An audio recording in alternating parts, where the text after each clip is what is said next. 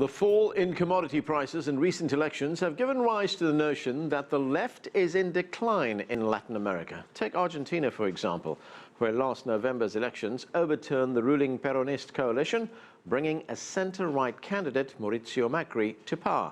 And in Venezuela, the opposition won control of the National Assembly last month, trouncing the ruling party and altering the balance of power after nearly 17 years of socialist rule. Meanwhile, in Brazil, a corruption scandal and economic problems are also putting pressure on the government of Dilma Rousseff. So, are we witnessing the end of the so-called left turn in Latin America? And is the right poised for a historic comeback? We'll ask our panel, but first we begin in Caracas, Venezuela, with CCTV's Stephen Gibbs. And Stephen, as I mentioned, Venezuela and Argentina are among countries moving to the center after years of leftist rule. Give us a bit of context here. Why is that happening, and is it likely that others will follow? Well, I think if we're looking for a common denominator here, it's got to be the economy, because Latin America as a region still very much depends on commodities, despite some efforts to change that, and has therefore been very vulnerable to the fall in commodities prices, which of course China has had a role in. And most extreme victims of that really are both Argentina and most specifically Venezuela, which 95% of its export income comes from oil, and we've seen oil crash from a high of $140 per barrel to under here $30 per barrel. In fact, Venezuelan oil is particularly cheap because it is particularly heavy. So a big problem here for Venezuela with that commodities crash. But what it's really exposed, I think, is in across the region, in those countries you mentioned, both Brazil, Argentina and Venezuela, is a vulnerability of those economies because the preparations haven't been made for a rainy day. So here in Venezuela, for example, no evidence at all of a sovereign wealth fund, which it could have built up after a decade of an oil boom, and instead it's really paying the price for that lack of preparation. And you see populations across this region voting against their incumbent governments, not necessarily making a vote towards the right, but definitely punishing the left for the economic suffering that many of the people that supposedly were going to be helped by a decade of leftist rule are finding they're not being helped. Now, another absolutely key thing here is the fact that this isn't just, we're not just talking about leftist governments, we're talking about populist governments. And currently, all three countries you mentioned, they are being led by the heirs of the original populists. So Nestor Kirchner in Argentina passed over to his wife Cristina. In Brazil, President Lula, a very populist, very popular politician, handed over to Dilma Rousseff. And here in Venezuela, we see Maduro trying to take over the reins of the far more popular Hugo Chavez, and doing that in a time of economic difficulty. In Venezuela, President Maduro repeatedly says that he is the son of Hugo Chavez, but I think what we've seen here in the elections in Venezuela, and as I say across the region, is people aren't really buying that. Well, let's look at Brazil. It's one of the biggest and most influential countries in Latin America. It's not only facing a corruption scandal, but also economic problems. Could we see a move to the center or perhaps to the right there as well? Well, Brazil is a slightly different case because it doesn't have an imminent election coming. If we are going to see a political shift there, it will be via impeachment. Now, impeachment process is to a certain extent underway in Brazil. Most analysts don't think it's going to happen because the people leading it also face the same problem that the leadership in Brazil faces, and that is allegations of corruption. But again, I think Brazil, if you look at the big picture, is suffering exactly the same issues that both Venezuela and Argentina are suffering, and that is this is a commodity-dependent economy and a government, a leftist government, that did perfectly well in the good times in the eyes of the people electing it, but is really struggling to fulfill what it's promised to do to those people in the tough times. All right, thanks, Stephen. That's CCTV's Stephen Gibbs reporting. Joining us here in Washington is Eric Farnsworth. He's Vice President with the Americas Society and Council of the Americas. And with us from Houston is Pablo Pinto. He focuses on Latin America as a non-resident scholar with Rice University's Baker Institute for Public Policy. Thanks to both of you. Pablo, let me start with you. Do you believe that there is a shift to the center in Latin American politics? I mean, when we look at the hopes of people like Hugo Chavez and Luiz Inácio da Silva of Brazil, where they looked at a continent that will be filled with countries that are very progressive, is that now just a dream, something in the past? I don't think so. I believe that what politics is reflecting in Latin America these days is mostly a reaction to some forms of unsustainable policies that the countries were experimenting with at the time when the terms of trade were favorable, and with the tailwinds allowing some of these governments to pursue more expansionist policies and an additional improvement of the conditions of the poor and the working classes. What we see now is some headwinds affecting the governments and making it harder for them to pursue those policies. So I think it's more of an adjustment to the external conditions that the countries are facing. And that is mostly a reaction from some swing voters who do not believe that the previous path was making it for them.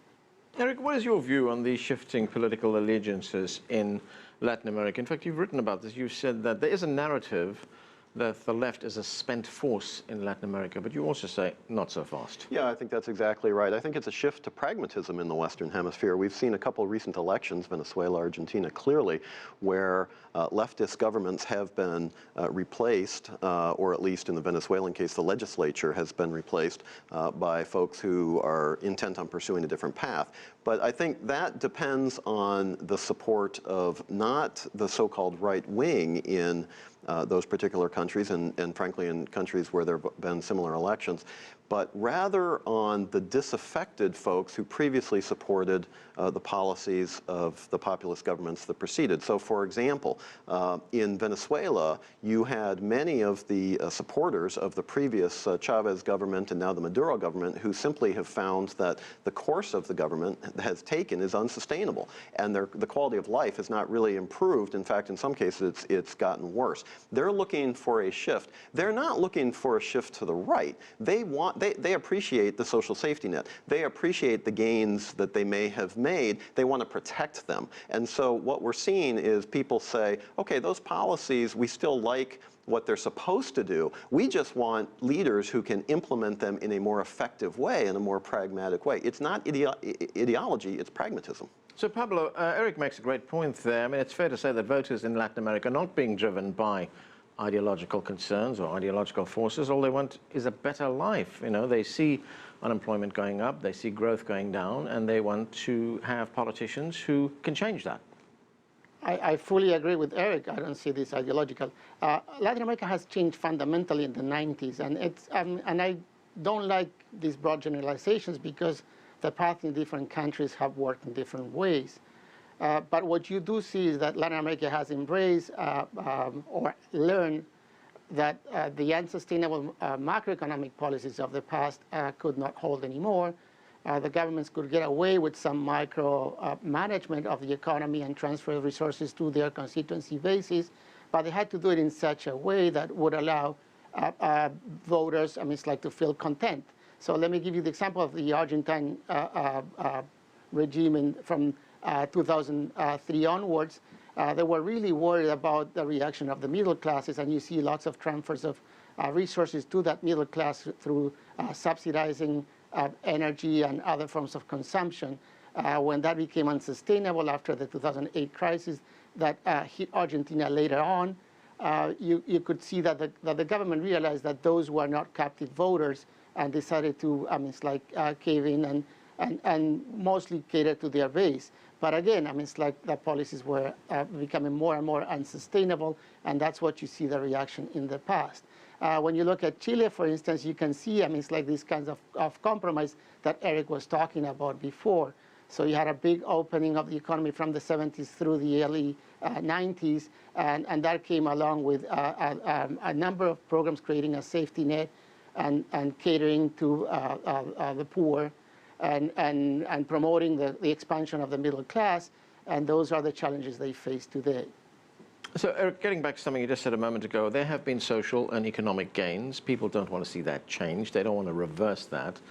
In many instances, what is happening is outside the control of national governments. I mean, the drop in commodity prices, for instance, is outside the control of a single government, especially oil prices. As Stephen Gibbs mentioned to us earlier on, that's fallen. It's 95% of Venezuela's income. The country must be hurting right now. So what are people looking for? Well, you're exactly right. That is a huge dilemma, and Venezuela is the perfect case of a country that's fully dependent on one commodity. And the situation is that Venezuelan crude went from about $115 or $120 a barrel. Now it's trading at below $30 a barrel. And if your break-even point for your budget is about $100 a barrel, I mean, just do the math. And this is the deficit of the country. You can't finance your operations, you can't grow your economy, the investment doesn't come in. Now, some of that is clearly due to the drop in energy prices, but we also have to understand that a number of the policies that were pursued by the Venezuelan government also made the situation worse. Voters who have been promised a better life, and many indeed who have seen that better life moving from the lower classes to the middle classes, they face a very real economic risk of falling back into the lower classes, but falling back into poverty. That economic fear is now being played out at the ballot box because people are saying, wait a minute, you promised us a better life. It's not being delivered. We need to try something different. And I think that's how the fall in commodities prices and the changes in economic conditions, I think that's how it's being translated and transmitted into the political space. Pablo, that better life that people are looking for, something different, what is that? So I think that most people want a better life, and that comes with economic well-being. The problem is that politics gets in the way, and politics gets in the way precisely because engaging the global economy, as we see in the US, for instance, or even China, has consequences. The economies do better, but some people do relatively worse. So the key element here would be to find a compromise where the winners and losers from this new economy that we are facing now come together realizing that they're all on the same boat. And this is the critical challenge. So we can go back, I mean, the pendulum can move, I mean, it's like to catering to those that are less well off, or to punish them through inflationary taxes and other forms of unsustainable policies, or coming together and realizing that, for instance, if you depend too much on the export of a commodity, you will be subject to the vagaries of global markets. So you have to anticipate those processes and act accordingly, saving good times to have the resources for bad times. Right, so Eric, we will see that candidates, or rather politicians who espouse more pragmatic, as you point out, policies will be more attractive to voters right now. We've seen that in Argentina. We've seen Mauricio Macri, who's now become the president there. Will that have some kind of a ripple effect across Latin America, what happened in Argentina? Well, each country is different, and what happens in one doesn't necessarily impact another. But you do have, as Pablo was saying, I mean, we're looking at a region that is commodities-based, and that's South America.